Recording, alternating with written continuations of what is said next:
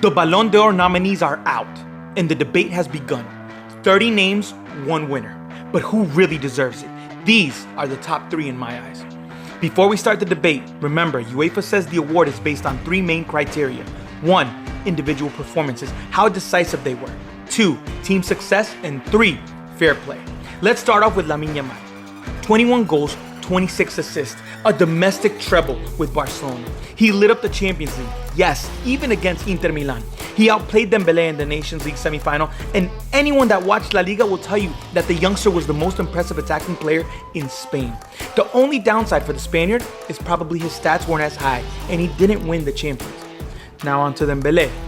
And here's the catch. His numbers: 37 goals, 16 assists, a quadruple with PSG, winning Champions League, Ligue 1, Coupe de France, and Trophy de Champions. More efficient, more lethal in front of goal, but in a weaker league.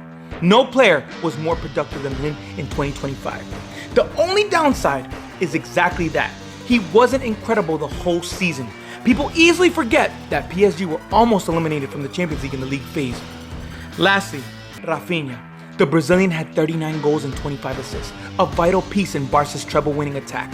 He was written off last season and very close to leaving Camp Nou, but he stayed and was the most decisive of that lethal front 3. It was a comeback season like no other. But again, no European title and fewer iconic moments than his rivals. I think we can all agree that there's no debate about the fair play. On to team success. Dembele has the Champions League, but the other 2 have a harder league and domestic cup. And finally, individual performance and decisiveness. Raphinha and Dembele were more decisive if we're talking about numbers. But Yamal, if you were watching, you know the 18-year-old was just as decisive too.